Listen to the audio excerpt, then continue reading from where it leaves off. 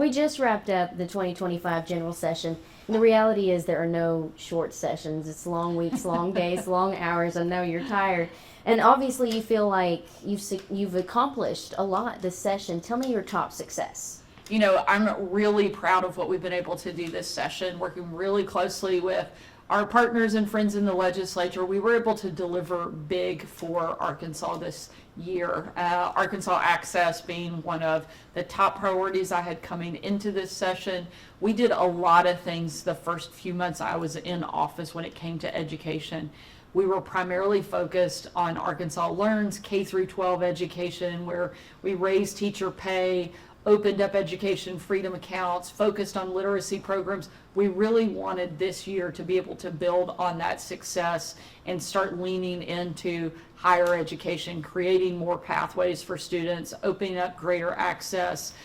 For kids when they graduate from high school, we want them to be able to do one of three things: either enroll, enlist, or be employed. Now they have a lot more opportunity to do that because of Arkansas Access, and that's something I'm really proud of and excited for Arkansas to continue leading the way when it comes to education. Something else that has been a big priority of mine from day one is relieving a lot of the burden that is put on our people. We did that by cutting the state income tax 3 times, reducing that by nearly 20%, putting $500 million back into the pockets of Arkansans. This session, we were able to get rid of our state's most regressive tax, eliminating the grocery tax entirely, helping people put more food on their tables, take care of their families. These are the types of things that we've been zeroed in on since day one, and we were able to do a lot on that this session, and I'm really proud of that. You came into the governor's office with a list of things that you wanted to accomplish, and it sounds like this session you've checked a lot of those boxes.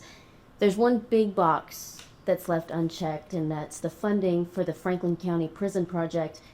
Why do you think you weren't able to secure those funds, and are you looking for alternative funding? You know, one of the most important responsibilities that we have as a government is to protect our people. And that's why we have focused on a lot of things that have to do with public safety, expanding our trooper school, getting more state troopers out on the road, paying our state police better through the pay plan, and our corrections officers. All things that help us zero in on that, passing the Protect Act and making sure violent repeat offenders are not back out on the street and actually serving their sentence. This is a big piece of the puzzle, and we've made progress on it, and we're going to continue to move forward. We were able to get, I think, a mandate from the legislature when they passed the Protect Act that we have to build and expand a new prison and expand capacity. We cannot simply use the excuse that we don't have space that lets violent repeat offenders back onto the streets, back into our communities. We have to do better, and we will do better. They've already set some funding aside. We're going to continue to use that, continue to move forward, and ultimately we'll get the job done. All right, Governor, just for clarification, will you continue construction on this prison project without all of the funds appropriated and needed to complete it? We're going to continue to move forward in the process. We're keeping every option on the table. We do have a significant amount in $75 million to work through that process, and that's what we're going to do right now. Governor, a lot of the legislation you signed into law this session affects the citizens' ability to amend the state's constitution as guaranteed in Article 5, Section 1.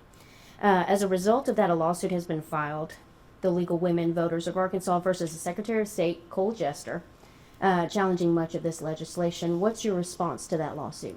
Certainly, we want people to be engaged in the political process, and they absolutely should. But if you look at where we have been secure in our elections, we have ranked really high in securing elections, but we have lacked that voter integrity and security when it came to ballot initiatives. So we wanted to bolster that. We want to protect the process.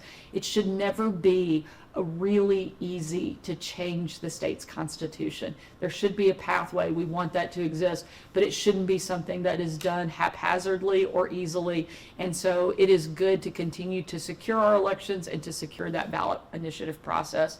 They discovered a significant amount of fraud in going through past ballot initiative practices. They wanted to make sure that that was not the case moving forward, and I commend the legislature and the Secretary of State for helping lead on those efforts.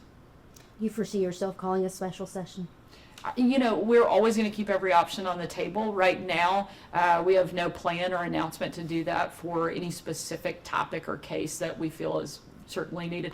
I think everybody is proud and happy of what we were able to accomplish during this session, and nobody is in an urgent rush to come back and bring all the members back to Little Rock. Good, I was hoping because I'm tired. I think everybody's a little tired, so I think it's okay that we're going to take a break. A break for sure. All right, and regarding state disasters and mass shootings, we recently just had a mass shooting in Conway, and just a little under a year ago, we had a mass shooting in Fordyce. Now, Governor, obviously the two situations are different. However, with Fordyce, your office immediately sent out a statement, and you had presence in Fordyce. We haven't heard anything from you regarding Conway. Certainly, we never want to see violence or criminal activity take place in our state. It's one of the reasons I've made public safety such a big part of our administration, such a big part of our focus. Everything from helping hire more state police and getting more of them into our communities, really making sure that we are not allowing violent repeat offenders back on the street. We've been able to expand capacity to open up 1,500 more beds. It's why we've put such a big emphasis on building a new prison, because we want to make sure that we have the safest, best state to live in. And we're going to continue to take action and do everything we can to accomplish those goals and make Arkansas the best place to call home. The congressional delegation has backed you on asking President Trump for federal aid regarding the tornado victims and the damage of the state. Do you anticipate receiving this federal aid? Because we haven't as of now. There's a pretty extensive process that you go through in order to request and meet a threshold to get federal assistance. We were able in the appeals process to add significantly more information, additional information. We also had additional storms that took place prior to the appeal being submitted.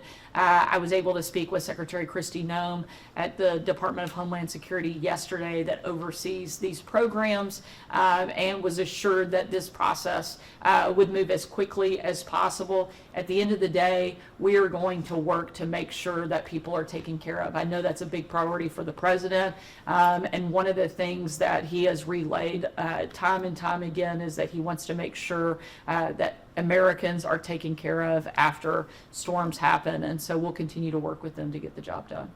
What's left unfinished, would you say? In a job like this, there are always more things that we can do and that we want to build on.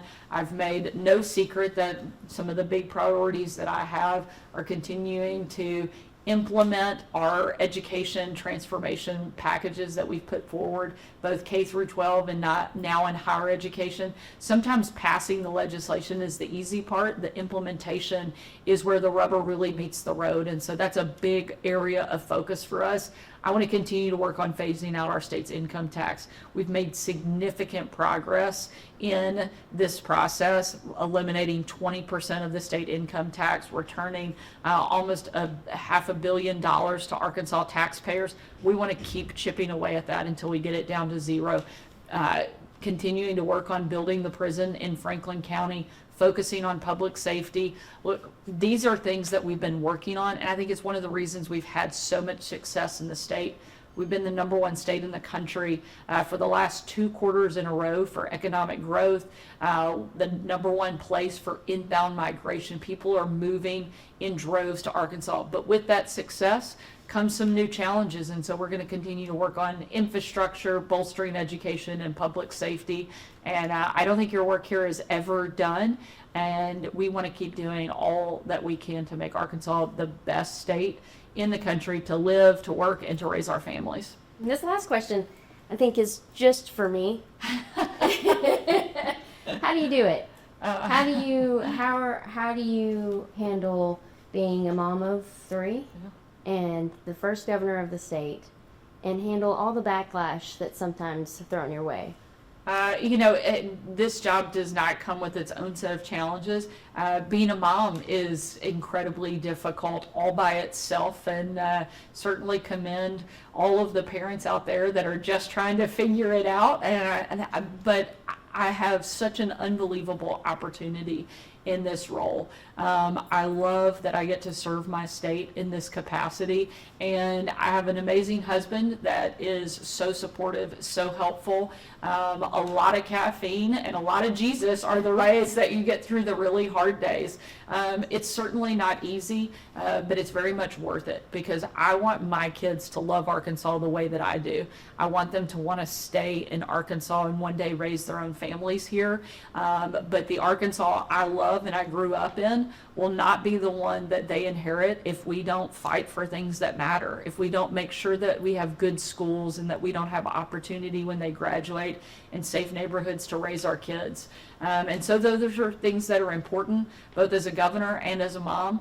And on the difficult days, I'm thankful that I can block out the critics and know that I have a God that defines me, and that I'm not looking for validation to come from the outside world. That makes a big difference. Without my faith, I would not be able to do this job day in, day out. And that is what gets you through even the most difficult days, and I'm thankful for it.